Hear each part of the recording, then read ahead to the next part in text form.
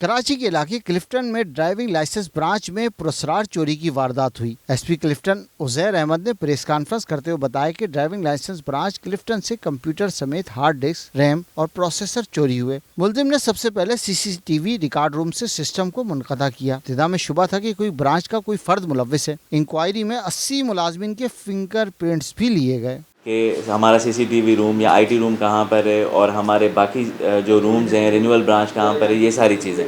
تو اس کو پھر ہم نے بڑی ڈیٹیل میں دیکھا اور اس میں ہم نے تمام جو ایویڈنس ہیں وہ بھی کلیکٹ کیے۔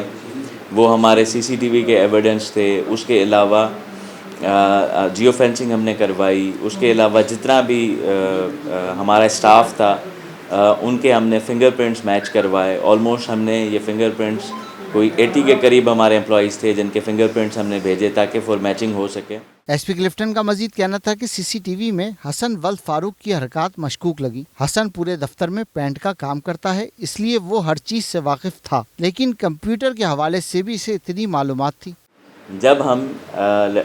جب ہم نے اس کو انٹروگیٹ کیا اور پوچھا تو ہمیں یہ ساری جو ہماری مسٹری تھی ڈرائیونگ لائسنس کلفٹن کی وہ سلجھ گئی۔ یہ جو بچہ ہے اٹس جسٹ 19 ایئرز اولڈ، تو اس بچے نے کیا کیا ہے کہ یہ جو کمپیوٹر سسٹمز ہیں اس کو بہتر جانتا تھا، لیکن کیونکہ فارمل ایجوکیشن نہ ہونے کی وجہ سے یہ وہاں پہ ڈرائیونگ لائسنس برانچ میں پینٹر کا کام کرتا تھا۔ تو جتنے بھی ہمارے آفس ہیں اس کو اس نے پینٹ کیا ہے اور پینٹ کرنے کی وجہ سے جو باریک بینی کی ڈیٹیلز تھیں وہ اسے پتہ تھیں۔ ملزم کو حراست میں لیا تو اسے چوری کا اعتراف کرتے ہوئے واردات اپنے ساتھی کے ساتھ پلان کرنے کا بتایا، لیکن واردات تنہا کی تھی۔ پولیس نے ملزم سے ایک لیپ ٹاپ، کمپیوٹر، کئی پروسیسر، ہارڈ ڈسک اور ریم برآمد کر لیے، جبکہ 60,000 والی ہارڈ ڈسک 10,000 میں خریدنے والے 3 دکانداروں کو بھی حراست میں لیا گیا اور ان سے سامان برآمد کر لیا گیا۔ کیمرہ مین طارق اشفاق کے ساتھ ذوالفقار پیرزادہ، میٹرو 1 نیوز، کراچی۔